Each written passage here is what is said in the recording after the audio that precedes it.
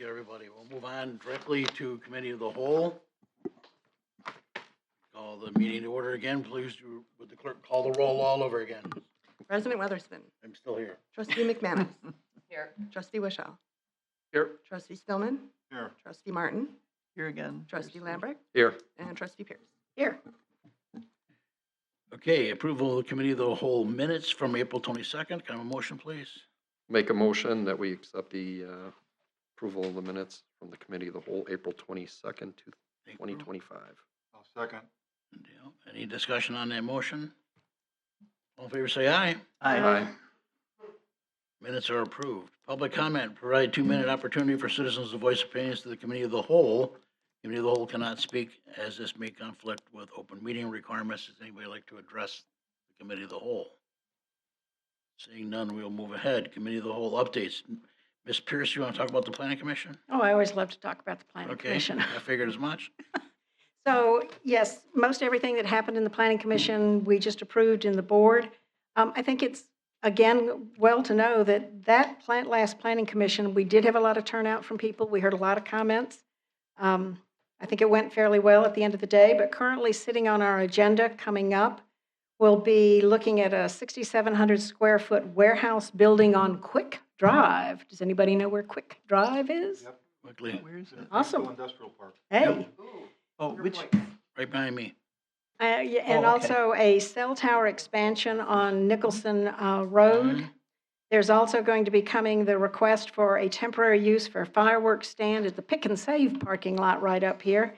And they're going to need to elect a VP and secretary for that committee. Staff will start meeting with Sewer PAC this week to discuss timeline and kickoff meeting for the comprehensive plan. Thank you, Nance. Parks and Rec, Ollie. We had a productive meeting. We got an update on our phase 3 more or less of the park. They're actually going to be start working according to Ryan, hopefully tomorrow, weather dependent, for our grading and our asphalt.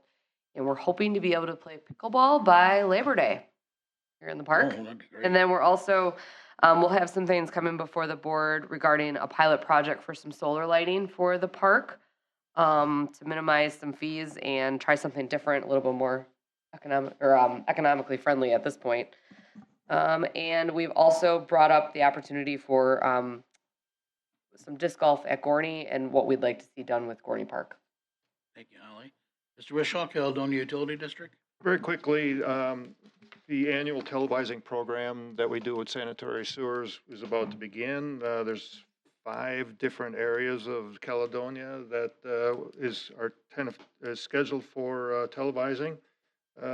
TID 4 elevated storage tank is progressing. And the other attenuation basin plans are also in progress, not quite finished yet. No other things to report. I already talked about the ditch cleanup. I can't think of anything else. Thank you, Lee. Fran, visit Racine County. Well, item 6E really relates to that. It's a review of the contract with Visit Racine County. You want to wait till then, or you? Well, we can talk about it now. I mean, Todd has been negotiating it with Kerry Grieving, so he can address it. We can do it in whatever area you want, but I also will let you know that the improvements and repairs to the building are progressing. There's an odd situation in that there is a shared driveway with an extremely vague agreement that makes it difficult to decide who pays for what repairs. It's shared with a restaurant next door, so that's in the works. Okay. Thank you, Fran. Yeah. I want to add, because I'm not on the list, but I did spend a couple hours cleaning sewers with our crew the other day. Very interesting. I like how that vector works. You're a sewer? Yeah, I did sewer duty. So. Stop bunking my. You didn't bumping climb my- down in? It's I not did like not the go sewers down at in. No, I Paris. did not. I have too much girth to go down in. Yeah. So, new business, operator licenses. Did you want to talk about Robin Barth, or did you? I could just, quick introduction. All right. So this is just for your review for approval of an operator license. In the past, there's been some inconsistency in following our policies of what should come before the committee and what is allowed and not allowed. So on the application, there is a place for them to list any convictions of misdemeanor or felonies. And one of the criteria for denial or recommend having to go to the committee of the whole is to not disclose that. So this one, yeah, if you want to come on up, this one in the past, this is not a brand new conviction. This was just overlooked in the past, so it wasn't addressed. So it's just being brought to you to review the application. And if you would like to ask her some Are questions. you Robin? Welcome. So can you want to explain what happened there? or?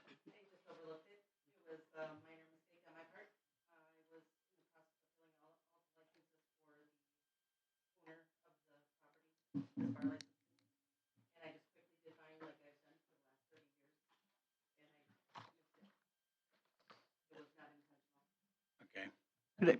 How recent was that misdemeanor? It was last year, Or, disorderly conduct. Anybody else? I make a motion to approve it. Yeah, you can. I make a motion to approve the operator license for Robin Barth. Sorry. Make a motion to approve the operator license for Robin Barth. I'll second. I have one question. Which bar is this? Corner Connection. Oh, corner. Okay. All in favor, say aye. Aye. Opposed? Congratulations. Thank you. Guess you gotta go back to work now. I do. Thank you very much. Thanks for coming in, I can mail Robin. your license Thank out you. tomorrow. Thank you. 6B, discussion and review of penalties for failing to complete construction projects. Todd, did you want to lead this off, or? 6B? Yeah, I can definitely take 6B. So what you had in there was a memo from me, just kind of gave you an overview of what you guys had requested, to discuss and review any penalties for failing to complete a construction project. So what I did in the review was I looked at the various types of sureties, bonds, or letters of credit that we accept at the beginning of a project. You have a site restoration bond for $1,000, a street opening permit should they need one, or for access, that's $2,000 letter of credit or $500 cash bond. And then there's also plant and landscaping in an effort to allow occupancy for a letter of credit bond or surety, which is 110% of the estimated cost. Title 15, Chapter 1 of the Municipal Code handles when a permit lapses, which a permit is good for 24 months. And that's where we would get into an issue if a project is not being completed. So they have the 2 years.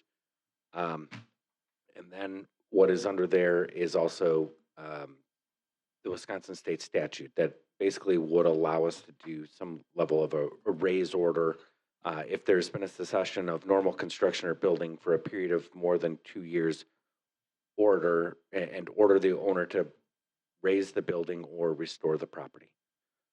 So you're really given two options based on what we, the review and everything. So you could raise the amount of bonds and sureties or letters of credit to cover the cost of site restoration in the event of a project cessation.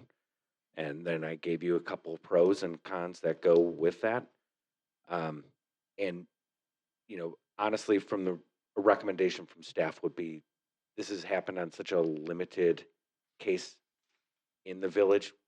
We wouldn't view this necessarily as an issue where we should be raising or creating some level of financial hardship to get projects, started and or created and finished here in the village. So we kind of, as a staff, looked at this to kind of leave this one alone, as we already have measures in place. We have options that if we need to use them, we can. But staff would recommend to just kind of leave this one alone as is right now. Tom? I'm sorry, yes, Fran, go ahead. I agree with Todd. I mean, we had that issue with the place that was constructed and then was just piles of gravel and it looked terrible. I think you called them, they have cleaned it up. And I agree that things happen, bad things happen. People go broke or whatever. And I don't want to make it more difficult for the people who are going ahead and wanting to build here. But we know now, because I'm not sure that we knew that we had that ability to require them to restore it to its condition. Because it seems to me that that's good enough for me. Yeah, and that, the, putting it back into the condition is, that's from the state statutes, and we have a limitation in our code. And there may be a couple different sections of code that cover various elements related to this. But we have kind of that limitation of your permit is, available for 2 years. You have 2 years to complete the construction project. Now, the question could be, if you have a large project, what happens Yeah. with permits when we know a project timeline is longer than 2 years? Some level of extension, but that's for a different topic or a different discussion on a different day. Okay, but you're saying that if they don't complete it within 2 years, then can we use that state statute, or are you saying that our ordinances don't allow that? What it would be, you're the attorney, so No, it'd be up to It's the Elaine's job. interpretation, because it talks about if there has been a cessation of normal construction for a period of more than 2 years. Now, does that mean they've stopped working on it for 2 years? So your permit is good for 2 years, then you've stopped working on it for 2 years? Or, when does that 2-year window start? I would leave that to more of a legal interpretation than my own, because I would just say we could do that right away. That's under the raise statute. So if there's been a cessation of work on the site, so if your permit is good for 2 years, for example, and they started working and they stopped working in 6 months and haven't touched the site, the cessation of work was at that point. And then if your permit lapses, then you could pursue the raise order, have that issued, and then if they don't do that, you can do one of two things, like we've been down that road before. You can either go on and do it and then charge that back, or go to court and ask the court to tell them to do it, and then you're not needing to, incur the cost directly, Okay, it's not that, it's what we did on Highway 31. right? And in that Which case, we took got 5 the years, right? authority, and we went on and took care of it ourselves, and we'll charge the cost against the property eventually. Tom? My comment is thank you for looking at this up for us, because I think what some of us were getting was calls from constituents and people, or people making comments when we're around them about, especially right down there on Charles, or is it Erie and 4, was one of the heightened ones. So what I feel like is you've educated all of us, thank you. So what we can say to people in the public when they bring this up is there are procedures and policies in place and ordinances that gives some time, and as much as we might like to say, pretty that up, we have to go with what we actually have, and it's pretty solid. So thank you. You're welcome. Okay, thank you, everybody. Holly, did you have a? Yes. I would like to make a motion to move business 6F to where we're at. Okay. Where 6F, we're at. Penn and Dolan, so they don't have to sit Oh, here all wait. night and listen to us. What Yeah. was the motion? Unless you guys To love move it. this. So that we, Unless you want to listen to We loose have a animals. motion on the item we were just discussing. Yeah, Oh, we no. need a No. motion on. We're not gonna do anything on that other item, but. So receive and file. yeah, I'll so make a note motion file. to receive and file the 6B. Oh, second. All in favor? Aye. And now I'll Done. make a new motion to move item 6F to our current place to Second. take care of All in that. favor? Aye. Aye. All right, let's talk about Penn and Dolan now. Hi, guys. You're the only business that's older than the city and older than the village of Caledonia, and still in operation. It's amazing. Was there any need for discussion? Ryan, did you have some? That's completely up to you guys how much discussion you want to have, but this is the annual explosive and blasting permit that we have. They have some operator licenses to update throughout the approval period, but other than that, this is So business if we as didn't have usual. this annual review, we'd never see these guys, right? Pretty much. Unless we had a lot of complainers, but yeah, Yeah, so I- the fact that you don't see them often is actually a good sign. So somebody can make a motion to approve their, I'll make a motion to approve Payne and Dolan's Racine Quarry explosives and blasting permit for 2025. does that need to go to the board It's- later? Yeah, we're recommending approval to the village board. Okay. I recommend approving Payne and Dolan's Racine Core Explosives and Blasting Permit 2025 be moved to the board. Second. I have a motion and a second. All in favor, say aye. Aye. Aye. All right, thank you guys for being here again. And thanks again for moving the fence and making that corner Yeah. look Yeah, so it looks great nice. over there. Doesn't it? Yeah, looks really good. I did. It took, She doesn't do that. it was nice. I got to talk to you like once every 6 months for about 3 years and then, Thank you, guys. good, Thank you. thanks. It does look nice. Okay, item 6C, review of emergency meetings powers. Todd?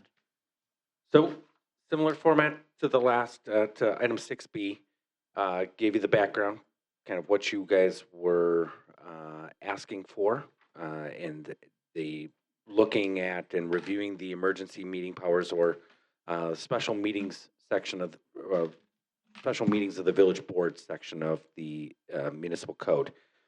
So per the ordinance, there are two ways by which a special meeting can be called, and that is one by the president and the other option by two trustees. Based on Wisconsin statutes, for emergency meetings, public notice of every meeting of a governmental body should be given at least 24 hours prior to the commencement of such meeting, unless for good cause such notice is impossible or impractical, in which case shorter notice may be given, but in no case may notice be provided less than 2 hours in advance of the meeting. So based on that review, the recommendation from staff would be for the committee of the whole to review the current village ordinance, which I believe was attached to the Yeah, it was. the memorandum and related to special meetings, the state statute related to special meetings, to understand them prior to receiving and filing the memo. Lee? Question, maybe I'm misunderstanding, but I was asking for an update on the emergency powers we granted to our president at the time that the COVID nonsense started. I wasn't questioning emergency meetings, but as I recall, and maybe my memory's incorrect, but as I recall, we codified somewhere, either in a policy or an ordinance, granting emergency powers to the president to declare an emergency, which took place when we had COVID. And at that point, we said, the president said that there would be no in-person meetings. That's what I was referring to. Yeah, and I was on the board at that same time, and I'm aware of it, and that's what I understood you to be asking for too. To call an emergency meeting itself, I'm not sure what would I don't think we provoke ever that, have. honestly. I mean, I don't know think what I would happen, can- a murder or something. Yeah, I think I can answer those questions. So I'll start with that and then work Yeah. backwards. So you're correct. It takes a lot to qualify for an emergency meeting. I mean, it would have to be something like your fire department's burning down, or there's something Yeah. something crazy Yeah. that's happening and you A need cycl- or to a take some tornado quick maybe, or action. fire Yeah, tornado. tornado. Down, I would say. Something really bad happening. So I have, I can only think of a couple times where we've actually called emergency meetings at municipalities, not one of which is Caledonia. So it doesn't happen frequently, and it shouldn't happen. You should follow the 24-hour notice. The question that you had, Lee, you are correct. There were some emergency declarations that had been issued at the time when the shutdown happened with COVID. My recollection, I haven't looked at those in a while, but my recollection is there was an initial one operating under the emergency powers by statute in a health emergency. And then there was a review ultimately when the board was able to get together of those emergency powers, and then a revised policy was issued. It's my belief that those have long expired. And then eventually what the board put in place is, I think, the item that is your next agenda item that deals with how you handle video conferencing and telephone conferencing participation by members of your board, as well as your committees and commissions and other boards that you have. So my belief is those have long expired. Those powers were in the health emergency category, and that has expired under the statute. Okay, because my concern and the concern of the board at the time, and we didn't object to Mr. Dobbs calling for an emergency, but what we did want to address at some point was the fact that we thought an emergency should be declared by the board, not by one individual person. So those powers you're saying are expired. That's my understanding. Okay. And my recollection is that there was an initial declaration of emergency and an exercise of those powers, which then we brought back in front of the board, codified it in a revised resolution or a declaration, and tweaked it, as things evolved and changed over the course of those first couple months when everything shut down. We brought that back in front of the board, but it's my understanding, and we could certainly double check that those are long expired, and we were operating under the public health emergency declaration of the governor, and wouldn't be in effect today. Okay, But we can double check that for you. thank you. Anybody else? Anything else on it? I have to agree, if they're, we should do a search to make sure they're all expired. Because COVID's long gone. I just found one. and Or at it's least- expired. It's expired? The one, yeah, there's Okay. several. All right. Thank you, everybody, for that. Okay, So does this lead us into the teleconferencing, since it's not actually on the agenda? No, it's not. It's under continuing business. Oh, It's under okay, so we're going to continuing wait. Okay, Yeah. got it. Oh, I see. it's further down. Yeah. I- Okay, discuss, Do we want to do anything with this? no, file? Anything? Keep it on file. There isn't anything to make a receive motion and to don't file? file somebody. I'll make a motion to note and file. All in favor? Sure. Aye. Note and file. Okay, very good. Okay, thank Receive you. and file. Thank you, yeah, receive and file, note and file, whatever you Correction. want. Do something with it. Okay, I'm sorry, I lost my place now. Discuss repeat offenders of nuisance animals, a clarification on process with the Humane Society. Todd, are you gonna enlighten us? Yes, I have a memo here, again, same format, overview. In April, the Committee of the Whole had requested village staff to review any policies or procedures related to repeat offenders of nuisance animals and clarification on the process with the Humane Society. More specifically, the interest was around how the village handles such instances that would involve a larger animal, a horses, cows, etc. So prior to reviewing the policy surrounding the topic, the police department's humane officer described the process that he would use. It was contact the Humane Society, see if they have any contractors they work with, reach out with the Pony Club on Highway 31 and see what they could do to help the police department in a short-term sense. And then third, reach out to Trustee Martin and see what resources she may know of. Are you gonna write your name right in the policy? No, that was just. I was that a little surprised to see that I was part of the. Oh, you can't die. It's not part of the policy because there is no actual direct policy. Okay. That is just how they would handle the situation. As long as you don't As call me. We don't have anything that is able to hold or handle a large animal if we were needing to impound it for whatever reason. Go ahead. Okay. Most situations that require village resources to do anything with a horse would generate an immediate community response where someone would be willing to help, typically a neighbor or somebody else within a close proximity that may understand or have the equipment available to enclose or capture the large animal. So for the next part, I called the Humane Society and had a conversation with them as to what would their process be Mhm.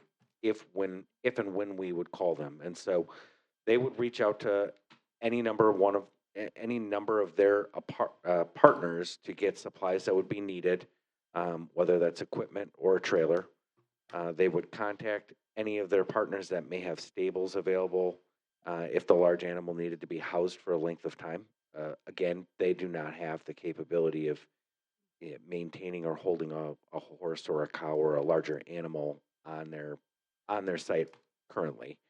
And then they would next contact the owner of the large animal and have a discussion on what corrections or items need to be fixed in order to prevent any escape of that large animal in the future. Title 7, Chapter 1, Section 7D and E handles our large animals and those that are at large and the penalties. There are ways for the village to recoup costs for related to liability damage and more than likely, any fees outlined within the section. And then based on reporting by the police department's humane officer, the process outlined by the Humane Society, there appears to be some cross coordination that already exists between what they originally would do or their plan of action would do in relation to what the Humane Society is doing. So when I talked to the Humane Society, one of the things that they did say is if they knew something like that was coming, they'd probably be a little bit more prepared, but it's hard to know or prepare, them for an instance that is more likely than, a random act from the large animal. Well, the problem is that what you've described is quite amorphous, and these things arise, nobody plans them. But we have had repeated offenses with a dangerous animal loose, and nobody quite knows what to do with it. So my suggestion is to ask the Humane Society, when they say they're going to reach out to their partners, I don't know quite what that means. It means people with trailers, people with equipment, people they that have- probably handle those animals on a more regular basis that would be more equipped to handle capturing or enclosing that large animal. Okay, my suggestion is that we ask them to prepare that list of who those people are, because otherwise, it's 7 days by the time you go through all those steps. And in the meantime, there's a stallion loose going over to someone's property, someone who has small children, and she has mares in heat, and that's potentially dangerous. There was another situation on Dunkelo Road, I think, where a guy's, I think they were bulls, not steers, escaped and gored him. He died. I mean, and he was lucky that he wasn't killed by it. So I'm just saying that when these things happen, they happen quickly. And if we had some list of, here's what you do. The police department knows, the humane officer, call the Humane Society. The Humane Society says, here's the partner to call. Call this person. They have the barn, they have the trailer, whatever it is. As opposed to simply saying, we'll reach out to our partners. Because by the time they're reaching out, doing all this reaching out, something bad may already have happened. This doesn't seem to me that it solves anything, this approach. And you can contact me too, but I can call people. But to me, it's better to be prepared that the Humane Society, if that's where it's going, should be prepared with whoever those potential partners are. For example, I got a list of section by section of our area of the people who have barns and with phone numbers and contacts. So if there's a loose horse, which usually isn't dangerous, some horses get out sometimes, and the police, I gave them to Chief Botch, and they carry him in the squad cars. So if they come upon a loose horse, they know what to do. But with a dangerous animal, they don't know what to do, and I don't blame them because I don't know what to do either. That's why I'm saying the Humane Society, I think, should have some specific contact so that there's an immediate ability to respond. Tom? I'm sorry, yes, Nancy? That's fine. No, I appreciate that you talked to the Humane Society, because that was one of the areas that we felt was soft and still sounds a little soft. So the big difference is when it says that people who have barns in the area will take an animal in, one, barns may be full. Two, it's up to that barn owner what kind of animals they will take. And again, what Fran's referring to is, and we're going to pick on this stallion because he keeps getting loose. You can't take a stallion to a regular barn. Right. They have to be specifically handled and kept separate, and very few barns in this area actually have stallions for that very reason. So, because it is a high level, impounding kind of thing. So I think if the Humane Society could clarify for you just, well, who are their partners? Who are their partners? Just so the police department knows they're going to contact such and such in Northern Illinois, whatever it is, that they have something in place. in a way, they actually should, because you look just over the border, you get into Kenosha, Illinois, there's a lot more of these horses and large animal kind of thing. So just so you know, police department knows, this is who's going to get called, not just, oh, we'll reach out. Because when they're loose, you know, you can't depend on the goodwill. It's just identifying what the process would actually be. Well, I would follow that up with, I'm assuming they didn't detail it out very specifically because they don't have any of that information. Then They- that's what they're- they need to create. Well, maybe, but it's gonna be hard pressed for me to tell the Humane Society what they need to create. Well- They don't, Well, they could, you know. They're Sorry to part of our interrupt. statute referral, aren't they? They're part of what? We have a contract with the Humane Society. Well- Doesn't this fall under that contract? We do. I mean, I can see I think we actually have to update our contract, Mm-hmm. but I mean, we can look at, I can reach out to them and see if they have their partners or ask them to, kindly, if they would create some level of policy or a little bit more clarification. But, this is one of those things where you're going to end up going down a rabbit hole. It's like snow removal. It depends. It depends. Lots of things are going to depend on a bunch of different variables that you're not actually going to be able to plan for everything, but we can plan for the high level elements. But then as you're saying, stallions can only go to certain stables and, Right. they may not have that entire network. Well, then And we need to I- know that. And that's very true. And that's where I would say probably members of this community that have a little bit more understanding or knowledge on how some of that works. Well, I may- think both may- Fran and I may be have helpful that. for them to get in contact with the Humane Society or have those people. So if you have people within your network, that would be good for them to be able to contact, because they may not be professionals on horses or cows or, anything like that, as they probably primarily deal with more dogs. I mean, I don't know why you're looking Well- like that, Nancy, but I'm asking for, what I'm asking for is actually for information or people that they can reach out to that you guys clearly We- have within your network to be able to create some No, level we of don't policy. clearly, we do can. not clearly have within our community here someone who is qualified to handle stallions. Well, I'm we not- do, I'm not Nancy. asking for We somebody do. that's qualified to handle it. I'm asking for somebody that's able to give the Humane Society direction in how to craft or who they should be reaching out to. Well, that Because could I be don't know Fran. that they have that information. Well, actually, I do think that there are some people who are qualified to do that. And if you give the Humane Society my contact or give me whoever that is, I think there could be something in place. Here are the 3 places that would accept a stallion, for example. Nancy's right, not every place would, but we ought to have that in place ahead of time, not just for them to say we're going to reach out to our partners. I don't disagree. I'm just Okay. probably going to have to point them in the right direction. Yeah. I don't know that they're completely equipped to handle the question that I'm going to ask them. And I think that was the purpose of asking for you to get really in touch with the Humane Societies, just so that we have an understanding, what do they know or do they not know or have in place, and give them the opportunity so we're not caught off guard. It's kind of like when we don't want to wait till the building blows up before we know how to call the fire department.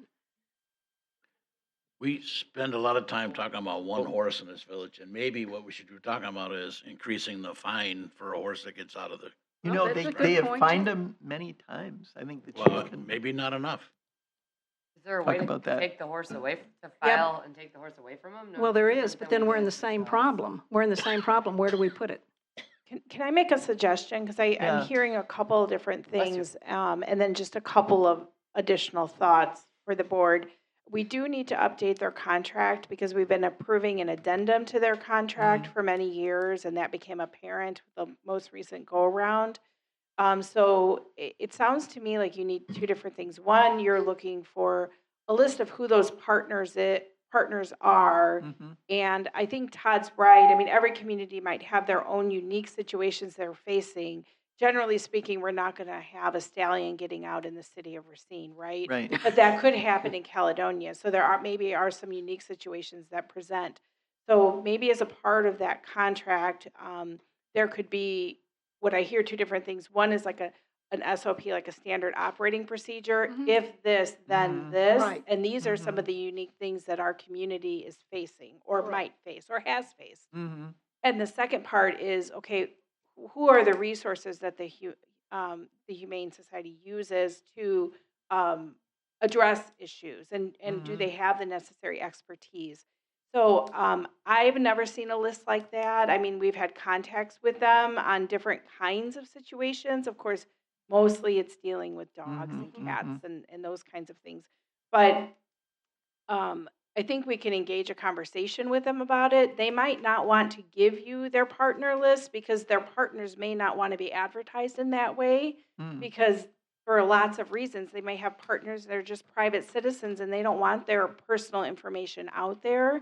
So they might not want to be on a formal list That could- in that way, that but could I be think okay. they could tell us the kinds of partners that Right. they have. Mhm. You know, Right. there was that situation with the horses down in the Bristol area, and those ended up at a like a retirement specialty farm in Raymond, and which was great. But those were the kinds of Right. partners that they worked with to get the placement of those horses. So I think we can address it With the along those contract. two pathways as along with their contract revision. So I think if you'll give us a little time, I think we can probably provide you with the answers that you're looking for, but maybe with some of those community contacts that you have for the issues you face in Caledonia. Thank Correct. you. Thank you. Make a motion to note and file. No. No, I'm sorry. Yeah, not to note and file. I'll No, make, to I'll make, direct, go I'll ahead. make a motion to lay this over into continuing business until such time as the Humane Society contract is renewed. Wait a minute. 2 months, okay, 2 months, Second. The item over until. till this is I'd May, rather June, not July, put timeframes Until the on staff contract? when we do this. contract is renewed. I don't want to put timeframe on staff. Yeah, If till we the just- contract is renewed. Let's tie it into the contract renewal. I made the motion. And, Second. and it's seconded, all in favor, say aye. Aye. Okay, thank you, everybody. It's passed. Okay. Review the contract with Visit Racine County for tourism. What you have in your packet was the red line version of the, basically the renewal of the tourism promotion and tourism development services Mhm. with Visit Racine. A little different than years past. So I actually, looked at making this a 3-year deal, similar to when we look at, Racine Transit, trying to create multi-year deals where then, or contracts that can be in place, and if changes need to be made, we can modify those over the 3 years, related to various things. Very minor changes, just some language changes, removal of in order, and then also changing of for to of. But the big thing was adding that in the reporting section, beyond just the reporting of expenditures of more than $1,000 that Visit Racine makes with respect to tourism promotion and tourism development, is that on or before July 1st of each year, Visit Racine County would come and give a report to the village board related to the prior year's metric related to tourism, and an update as to where Visit Racine is on their current year tourism metrics.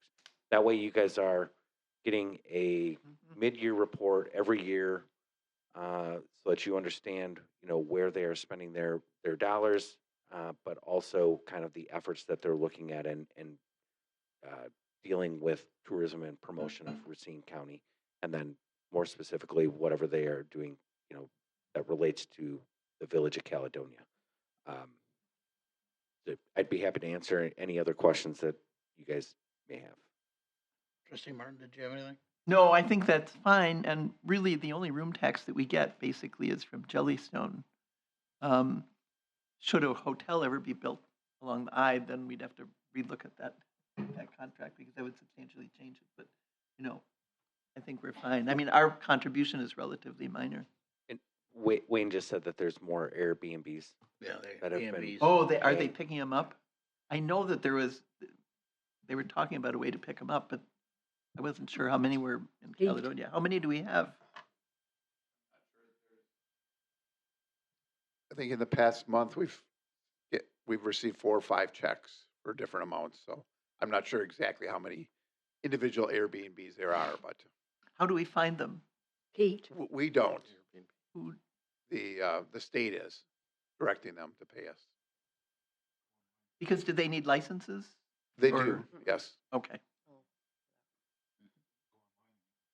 Yeah, you can go online and find them. yeah, I think Pete said he goes online and checks. He's ignoring us. So can we need to make a motion to move this to the village board with approval? Oh, I'll make a motion to move to the village board the contract with Visit Racine County for Tourism as presented. second. All in favor, say aye. Aye. Opposed? Thank you, everybody. I guess we're down to G, suggested items to be placed on future meeting agendas. No action tonight. Anybody have anything they want to put on? You know what we kind of fell off of a while back there was our visioning. It's still on the pending item. It's sitting on the pending. Do we want to move it up and just have a discussion and touch base? Nothing more? Anybody else want to do that? If not. Doesn't look like it, Nancy. All right, that's fine. All right, thank you. Okay, continuing business ordinance. Hang on, review. wait. I thought that maybe, given the seemingly rapid change in what data centers do and don't need, I know that, we passed an ordinance to allow, or a zoning to allow data centers. I don't know if we need to look at it. I know that there's a whole notion that maybe you don't need as much electricity, or you don't need as much space or whatever. Or do we just wait and see what happens? I don't think we got into the weeds on technology with the data center. No. I'm not that- talking about anything specific, I'm just talking about the zoning. I guess, I forwarded- what I- is it you are looking for? Well, I forwarded to Todd and to Pete Wagner something that Robin Voss had sent around. I don't know, did you get But that? the technology changed. It doesn't affect the zoning. Well, what it does do, I mean, the article that he forwarded had to do with the downfall or the traps that some places that had approved data centers had fallen into on the financial aspect of it. So I thought it might be worth looking at. Right now, It's in Robin, it was within the last month in It was his in, It was newsletter. in the, So we're yeah. really discussing a non-agenda Yeah, item. we're- Do we want to, yeah, we're put discussing an an item. item on the agenda Well, for next time, or? Just looking for clarification as Right. to what is the item you want on the agenda. As I guess the discussion of the viability of data centers as a financial benefit to the village. Maybe that can be an email maybe? Because his newsletter seemed to be, the article he forwarded seemed to be questioning that. viability of data centers to the village. The No, financial- the electrical fin- usage, isn't it? I just want to clarify so that I put this on here correctly. Is this something you actually want on the agenda, or is this something you want staff to maybe reach out and provide more information on? Is this something that is going to be on the agenda for discussion at a future meeting? I think this is Is more, this what we're asking for? I would think this is more informational. I can get you the information related to this. Right, but I thought the board as a whole might I mean, benefit by that information. if they're interested in that, I mean, I'd be happy to provide. Well, I mean, if we made a zoning change to allow it, and now there is some information that might question the benefit to the village from a financial basis, it seems to me we ought to know about it as a board, shouldn't we? Then I will make the motion that we request staff to come back on the next I have no idea. agenda item for the next CAL meeting to simply give us an updated advice on the electrical impacts, any significant I changes. don't know what you Oh, want. no, it's not just about on the Can't make a electrical motion on impact. an non-agenda item. And anyway, It wasn't the electrical impact. Yes. You can't make a motion on something that's not on the agenda. Okay, take it away, take the motion away and suggesting that it be on the next agenda. Just what, beyond? I need a, I just gave Thing. it. I have it, Jen. It's going to be okay, please send it. financial viability of data centers for the village and electrical impacts. Yeah, So, a discussion on what you just said? yes. Please send that to me. And Todd, have you read the thing from Robin Voss? I did read the article that, Because I got the Trustee- opposite that Trustee Fran Martin. got out of that article. okay. I mean, I did read the article that trustee Martin I sent me. could be wrong. Okay, thank you very Yep. much. I might be wrong. Then we can We both, clarify it. we both, We could both be wrong. okay. Moving on. Hi, Tony. Continuing business, ordinance review of 9157B and 946B. How you doing, Tony? All right.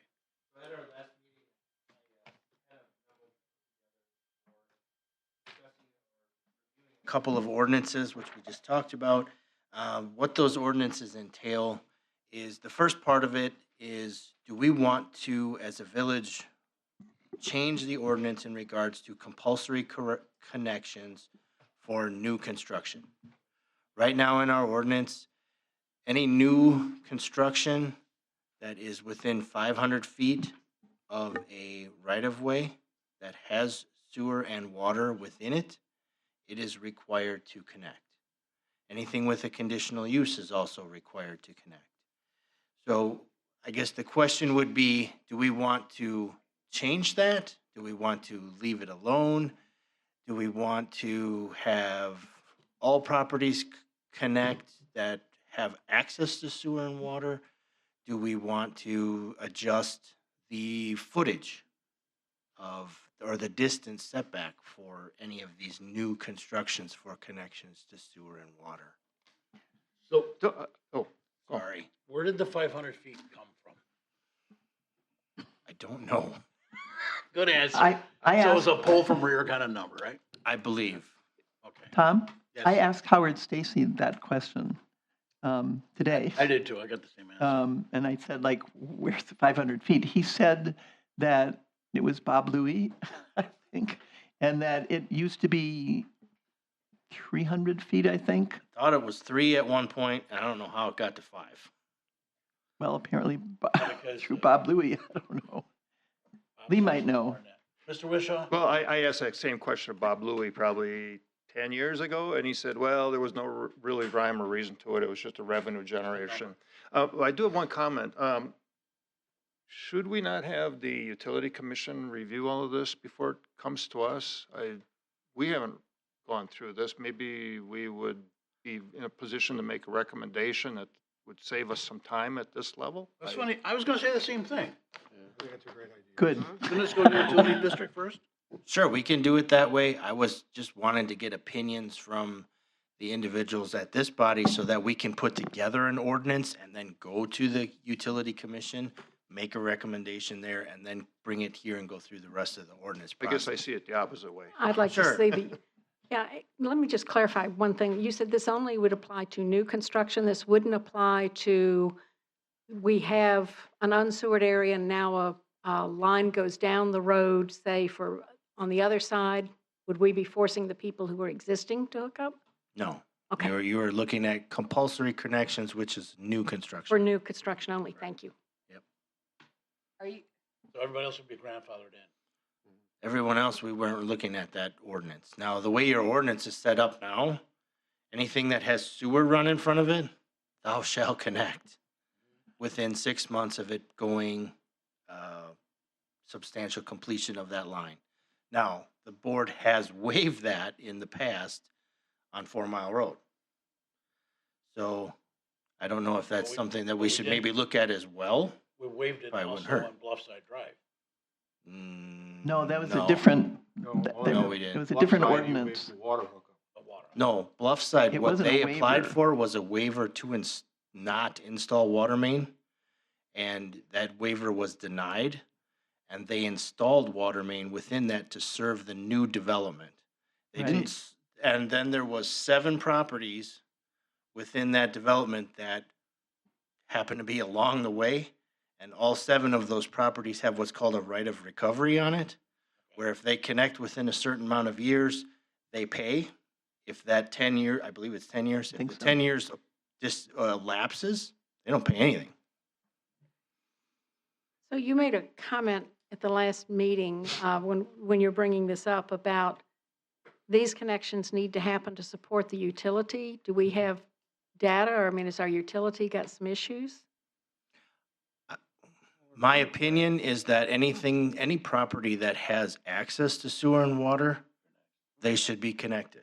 I personally don't like this ordinance, but that's my opinion. You guys are the Mhm. ones that can make it go. I think if you're agreeing to new construction on a road that's sewer and water, you should be connecting to the sewer and water. If you don't want to connect, you should not build a property where there's sewer and water. Is that what you're basically saying as well?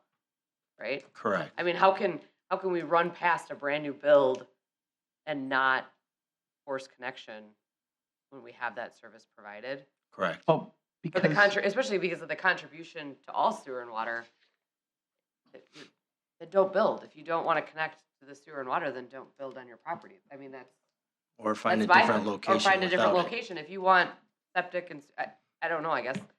Why would, now I think the 500 feet, but then again, it doesn't matter how many feet then. If you're if you're building on a property that's running past sewer and water, especially commercial or anything but a residence, I think should absolutely have to connect. Right. Conditional we- uses don't have an option. 500 feet of the property on a conditional use. wait, Tony, What do you mean? Are you saying the 500 feet applies to residences, but if it's a commercial development, no matter So where if it there's is? there's 2 ways, there's 2 things.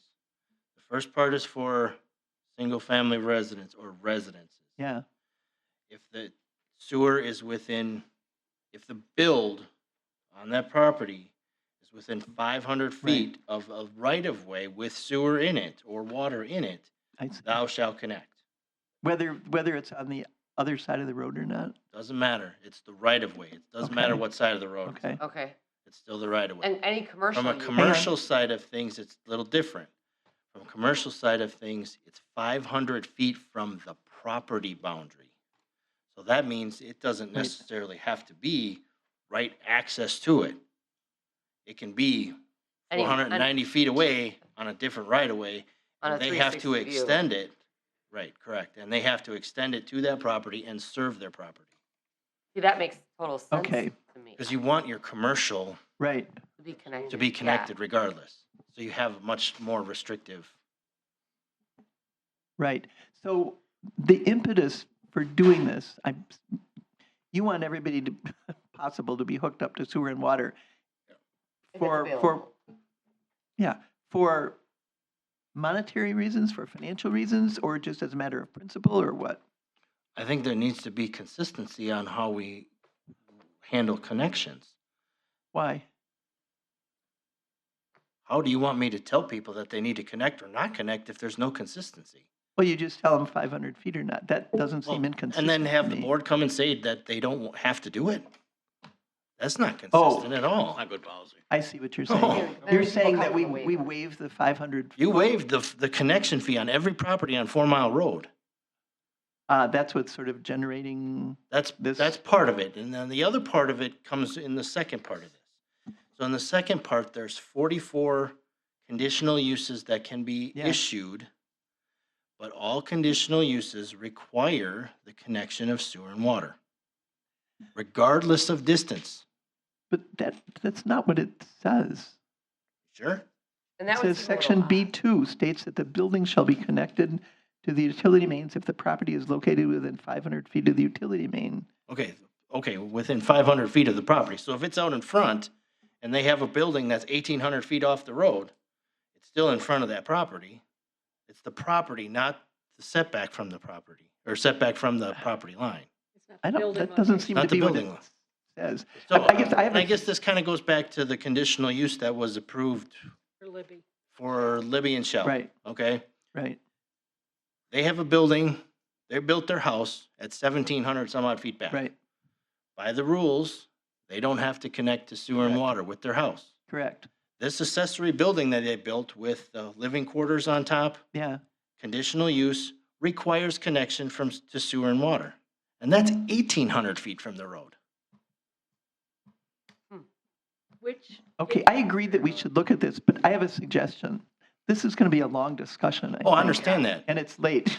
So, Sure. but I also, is it possible to have a map that, because you listed all of these conditional uses in all of the Mhm. different districts, manufacturing and business Yep. one and residential. Can we have a map that overlays the Village? utility district with those zonings? With the zoning? Sure. Yeah. It would Absolutely. be easier for me at least to think about this if I could see some graphic sort of Well, look Sure. at it. And I guess the other thing I kind of tried to create here. Yeah. It's a checklist, right? If you want to allow it, Yeah. check yes. If you don't want to allow it, check no. Yeah. I have one for everybody, so you can take this along for homework yet I again Well, and fill this out. Yeah. Save a little time. I did see that, but that's why I Holly has thought, the floor. just to clarify, I don't think it makes sense that we would make somebody with an 1,800-foot accessory building connect when their house didn't. Do you see what I'm, like, that seems oppressive I've seen and them. unnecessary, Yes. right? And so that's what I think this is. I think this does have to come before us before it goes to the utility because we're all going to have an opinion on it anyway. So Oh, I get what you're saying, but that's not what the ordinance that, and is. I understand that. So you're asking us. So what now we I think want to, like, how are we going to keep consistent across board. throughout the whole thing? And I would agree with that. And I think that's why you have it before us and not to the utility commission. Correct. Correct. Yes. Yes. Because we all have an opinion clearly. Todd? Let's take the case in point. If you're, the one we just approved with the quarters above the barn, Mm-hmm. can they do that without a lift station, or is they need a lift station? Is there enough elevational change there to do it? Probably not. Okay. So they wouldn't be able to do it. They'd have to do a grinder pump, I'm They have to assuming. do a pump and lift it. More than likely, yes. Todd? So I'm going to start with, let's please give Tony some direction here. I've heard that it should go to the utility first, and I've heard that you guys want to see it first and do a first crack. So let's start with giving Tony some direction on what it is you would like us to do. If you would like us to put something together and bring it back and you review it, then we take it to the utility, that's fine. If you would like us to put something together and take it to the utility and bring it back, that's also fine. Or you can review what Tony put together, and at the next meeting, we can have a discussion about what it is you are looking to do as far as the conditional uses. Because I think, as Tony said, there's a couple different things here that we're asking for you as the village board to make some decisions on to help guide us with where we're going to go. And so I think if we just keep it within the lines of that, then staff can come back and take whatever process it is you all decide upon. I'm going to move that we that we move this to the utility commission because they've been dealing with the ins and outs of these things for a long time, and they have that specific knowledge. So to me, it makes sense for them to look at it because they know all the nuances of this. Okay. And they're used to dealing with you. So it seems to me that that's a more efficient. And you're not? That's a more efficient way. I am actually. It's a more efficient way for us to get at this. I feel as though they can synthesize the issues more efficiently than we can because they deal with it all the time. Okay. Most of them have been That's on fine. that I will mission do for a that. long Wait a minute, time. Todd, Is that a Tony. motion? That was a motion. I'll I just second. want some clarification from Tony. Tony, do you think we should put something together to bring it to the utility commission or leave it for an open discussion? Bring this. I Well, will. bring that, but with I'm gonna do, recommendations. I'm gonna do a discussion item at the commission meeting first to kind of get them thinking about it. Because I mean, they're the only one that, Howard knows about it and so does Lee. The other three, probably not so much. So I would introduce it kind of like we introduced it to them, to the board last time. Let them understand what we're looking to do, hand out this checklist right out up front. And then, At the next meeting after that, then we can actually get down to the nitty gritty and see who wants to do what and which direction we want to go. From that meeting, we could put together a draft ordinance for what the recommendation is from the utility. And then that draft ordinance can come to the committee of the whole and then to the board. Excellent. I just want you, Hold the on. village We have a- Hold on. We had a motion on the floor with I no second. seconded, Is there I a second? seconded, There is a second? yep. All right, so, Todd, go ahead.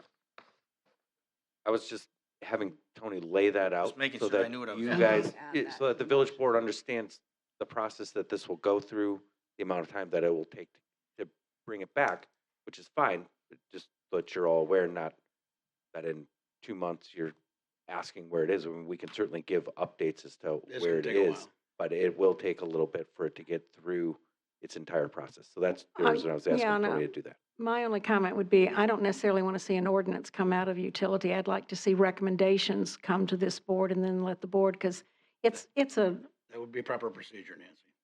well, it's a lot to draft an ordinance, and I don't think we're asking for an ordinance change right now.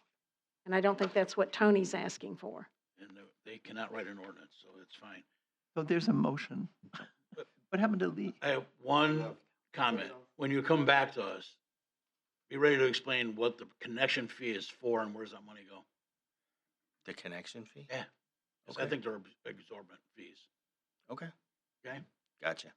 All right, so we have a motion And a second, and a second to refer it to the have utility. Tony work it out with the utility district and then come back to us. Correct. Correct. All in favor, say aye. Aye. Opposed? Thank you. Thank you, Tony. Thanks, Tony. You did put a lot of work in it. Yeah, we just Are dumped the you whole giving mess out of the work on it. homework? 7B, review of teleconference policy. Could I make a motion that we move this item to the next meeting, seeing how so Second. many people are actually getting antsy to get out of here? I'm not ready to go. Oh, my foot, I am. you are. You got your glasses, your computer's closed? He hasn't had open. I haven't had it open for half the meeting. I'd rather get this over with. Let's do it. Bring it Well, over. there's a motion on the floor. Gentlemen, well, it wasn't seconded. That's I'll true. second it. I seconded it. I'm sorry, Fran, I didn't hear you. I Opinions seconded over it, there. the Okay. motion. Okay. Okay. So there's a motion to move the teleconference policy to the next committee of the whole? Yep. All in favor, say aye. Aye. Aye. Opposed? Nay. Nay. Oh, God, was it 3-3? 3-3. The motion fails? fails. Fails. Was it 3-3? Yeah. Yeah, 'cause we left. Motion Alright. fails, we'll continue. Todd, did you wanna, Yes, and I will go very quick. And if, you follow along with the memo, it should, be pretty clear. So I gave you the background. I also included a copy of the resolution and the current teleconference and video conference policy for the Board of Trustees and village committees and village commissions. I noted a couple of the what I thought were some inconsistencies within the policy where there's a kind of a connection to teleconferencing and video conferencing, and they're all used within the same kind of paragraph where it mentions that teleconferencing does not count towards the quorum or can't vote, and video conferencing can, but if you leave the screen, you're considered to have left the meeting. Basically, I gave a couple different recommendations. Update the policy to create a more concise delineation between the various types of uses, teleconference and video conferencing versus elected and appointed members, and use by the public to attend village meetings. And that really just looking at what is it we're looking to offer. Right now, we offer our, the sound recording of the meetings. Potentially update the policy to remove options for video conferencing public meetings that the village does not currently have the capability to perform until a later date. We don't have cameras in here, so it's hard for us to have some of the information there related to streaming or other elements of video conferencing our meetings. And then update the policy to identify and clearly explain what is acceptable for use teleconferencing, i.e. vacations versus medical. Is there a limit to how many times in a row an individual can use the teleconferencing or video conferencing option? And are there specific types of items that should be excluded from being voted on by use of teleconferencing or video conferencing? Financial decisions, policy decisions, etc. And then any other areas of consideration that would be deemed appropriate by the Board of Trustees. So if there are other items of consideration that you would be looking for, if you could just let me know those either briefly now or as they come up. You know, you can either email or give me a phone call, and then the process would be to put together a policy that is a little bit more consistent with what we have, and just a little bit of delineation between teleconferencing and video conferencing. Can you just remind me again, why, since we had Zoom meetings during COVID, why do we not have that capacity now? The capacity for, A Zoom meeting? I mean, are you talking about just the streaming of the voice or the? No, we had, because the board was very kind to me because I'm immunocompromised. And so they allowed me to attend by Zoom. So it was a hybrid, I guess. There were in person. I mean, some of the trustees were here and some were, on Zoom. Sometimes it was me and sometimes it was more than me. So are you saying we no longer have that capacity? No, I'm saying that there's still capacity for the village board to, attend by Zoom.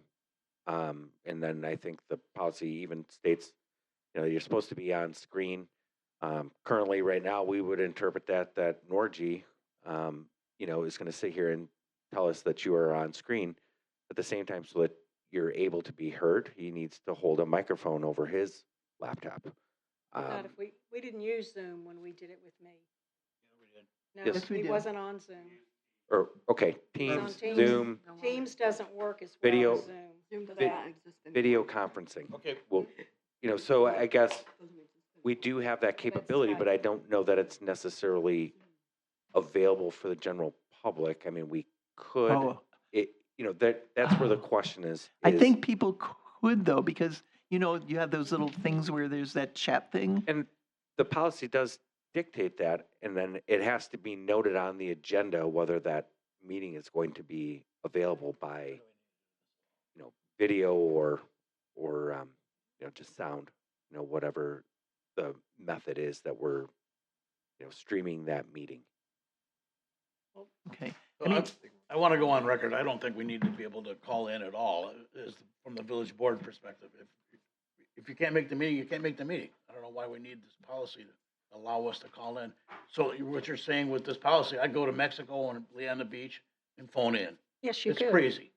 That's crazy. Well, you wouldn't be able to phone in. The policy is clear that So I sit there with my teleconferencing- laptop and. You could, if you were Zoom by in. laptop, Zoom, Teams, video conference, Okay, when I'm whatever on method, vacation, I'm not gonna yes, do that. you would be able to. That's silly.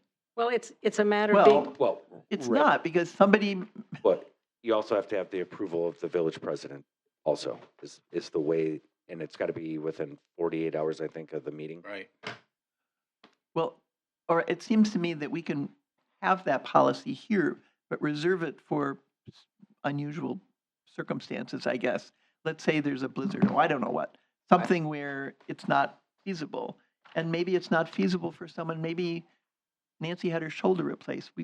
Holly could have attended by phone at least when she had her surgery. So to just say it's nonsense, I don't think it is. Sometimes, I mean, we get elected to represent people. I understand And that. so to just say you can't be there, especially in case of illness or surgery, just seems wrong. You're depriving of the people who elected you I don't- of the ability to do your job. Sorry, I I don't think see it it's that too way. harsh.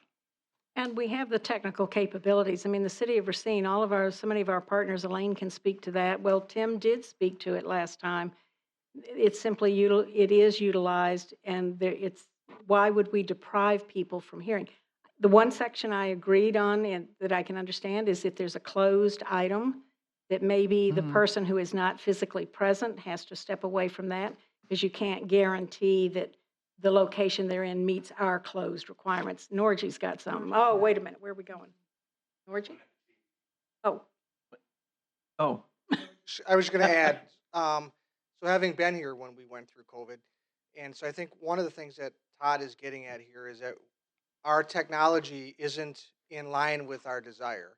And so if you remember, a lot of what we did was makeshift. And so Yeah. things didn't work very fluidly. Tony had to patch things together and hold microphones over the computers to try and get the sound to transmit. And now that we actually put it out over the audio out there, our system is just not set up in a great way for us to be able to do a lot of those things. In an ideal scenario, you have a camera that would capture the board, and then so that the people that are online can see the board, and that you can correspondingly see the person that's speaking online.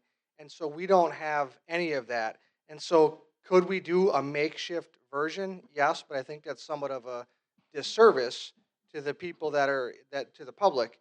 And so if we do allow it for the board, I think it would be important for us to allow the public to be able to do it as well. Otherwise, we're providing a benefit to ourselves that we're not then affording to the listening audience. But to be able to do that, the infrastructure would need to change to accommodate that. And so I guess my opinion here is if that's the route that we're going to go, then there needs to be probably some sort of investment in infrastructure so that we technologically match our desires, as I stated at the beginning. then would it make sense to simply say we don't allow video conferencing at all until we have the infrastructure in place that allows it? So that we wouldn't use, you're right, I mean, it was kind of makeshift. And I think that's a good segue to talk a little bit about the history to answer a couple questions that came up before. But I think you've got two different things going on. One is the question of, do you want to allow public streaming and public access, and you need the infrastructure to be able to do that? Right. But the second set is participation by your bodies. So those are two different things, and I the policy really was geared more towards participation by your bodies with sort of these mixed in blending of concepts for if you're going to allow public access that way because you have a situation where you need to hold a meeting but you can't all be in person and you want to have the public, you have to have certain parameters, you have to notice that up, you have to provide it. And you were doing that via Zoom. We had the public participating via Zoom, and staff was able to accommodate that with the technology that you had in place. So you do have it's two different policies almost. You have a policy about your participation as a board, your bodies, and whether you're going to allow somebody to Zoom in for a special circumstance. And the policy has a process, and probably it could be rewritten. Todd pointed out some deficiencies, and I think he's right. So that's worthy of a revision. But then you have the bigger infrastructure question. If you want to allow public participation, streaming, you need video, cameras to be able to pick you up. So I think there's two different pieces at play. So the origin of this, though, and I was looking as I was sitting here, on April 6th of 2020, you adopted a resolution number 2020-23 that ratified, modified, and extended the emergency powers that your village president exercised during the shutdown with an expiration date of June 1st of 2020. So that was that original resolution that was adopted after the proclamation of emergency from your president. Then on April 6th, you did another thing via resolution 2020-31, and that approved the first video and teleconferencing policy. And we threw that together. We later recognized this isn't working great for us. We need a revision to it. And then in 2021, at the end of 2021, so resolution 2021-93, which is the one in your packet, was the revised policy that was actually adopted in January of 22, and that's the one you've been operating under. And I think Todd's right; it is worthy of revision, but you've got two different concepts at play, so you need to decide the scope of those. You've got your body and your bodies here, and then you have the public access piece. So I want to remind all of us that the Wisconsin State Assembly does not allow You have to be there to be in a committee meeting or on the floor in the assembly. The state senate allows people to call in, senators can call in to committee meetings. But they have to go through a certain phone number that the state regulates. And so they do actually recognize that the senators have that one ability. Otherwise, you have to be there. So I don't know why we want to have rules that supersede what the state's doing at the state level. Well, half the state, I mean, just because the assembly does it, doesn't mean we have to follow it. I don't see that that's an argument in favor or against anything. It's just Making a statement. one body that has a different procedure. Holly? Can we look forward to the next budget season potentially and look for like almost like a technology package to look at the board spending some money and actually look at videoing our meetings? I do know that that's a common practice in some of the municipalities with their board meetings, where the public can actually log in and watch the meeting, not participate, but watch it, as opposed to just the recording. So then they can be actively engaged. And because that's something that, and then we can readdress this once we have a technology package approved for the next budget cycle. Well, I would agree with what Holly is saying. I think the only other thing, though, is I'm going to be on the opposite side of President Weatherston, that I agree with Todd that having some criteria in here that we've mentioned, if it's for medical and stuff, we did it for Holly and stuff, that makes sense. Because I know people are concerned we'll be sitting on the beach and never showing up. I don't think you run for office to do that. And it's trying to get our expertise in here and be responsive as we should. But I don't see a problem with the board being able to meet the criteria and participate in the work. And so I think what you're asking for, Holly, is the public side. That's more of the public. But I piece. think the technology package in general would come with that. Yeah. Would come with the ability for us to be broadcasted up on a screen. Because my personal opinion is a phone call is not enough. I think if you want to participate in a meeting, you should be able to be seen and heard at the same time without a microphone being held to the screen. And if you're not feeling good or you don't want the public to see the beach that you're sitting on or what you're doing at the beach or your beach attire, then you just bow out of the meeting and you're excused. So I think that there's a reasonable expectation for that. But I think, again, we need to have the technology to do it. And I think that this needs to be something that we actually invest in. If that's the route that the board wants to take, I mean, and I'll defer to Elaine, but I think then it would be to repeal the policy as it stands right now, look at that package and determine if that's a feasibility element for 2026 as a capital item. If it is not, then we would go back and address the policy based on the inconsistencies or the needs required based on the initial review that the committee of the whole requested. But I wouldn't repeal the policy until we get to the package. I mean, we have an existing policy. Leave it alone until we, like you say, get through budgeting and have some more information. I mean, that's a I'm okay village with board- either that's way, That's a but- village board decision whether you want the policy to stay in place. I think there's a lot of issues with the policy as it stands right now.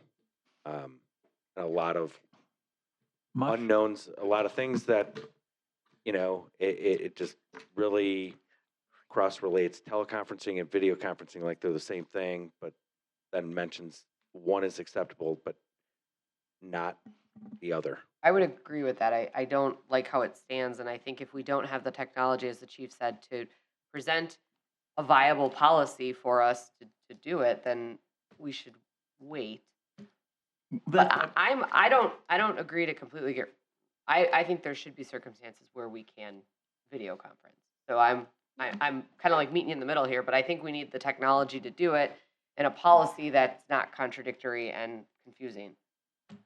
Well, we could update the policy to separate out video conferencing and teleconferencing as it stands today. But I would rather see what we can get technology wise and what our options are, because then I think that would answer our questions. Unless it's too expensive. I mean, I agree that we should explore it. We ought to move into at least the 20th century. I mean, you know, Do we still have an agreement with Zoom? so it seems to Joe me Wayne that does. we could remove the video part and still Also keep the Microsoft telephone Teams. part. Because look, we have 4-3 votes sometimes, and the fourth vote is critical. And we get elected to represent people. So if somebody can't get here, there was a time when you came here and you barely could make it. Gail, and- at the hospital, I know that. brother-in-law and my. I know that, and it was horrible, and I felt awful that you couldn't have phoned in, and Holly, you should have been able to phone in.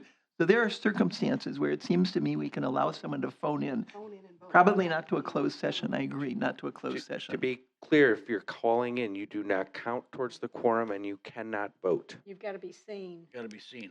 So that means There it's is gotta no be call-in Zoom. policy. That's what makes this policy very confusing Oh. and not, So that's why we're Accurate. saying, let's pull everything off the table, have them, give them some time to present something that we can put into our budget, and then if we don't afford it, then we readdress a policy.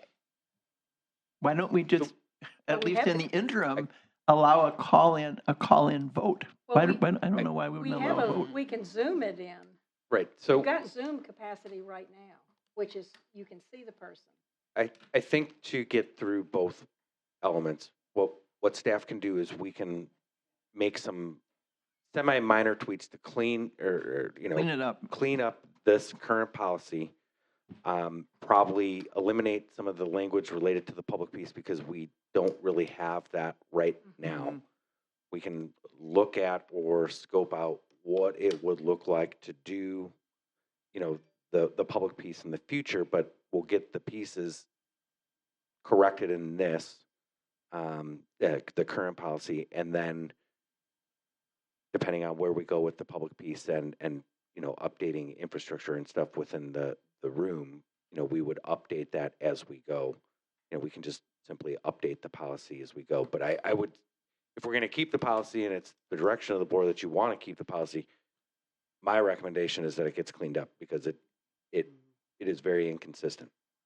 I move that we, that we follow the direction that Todd just stated.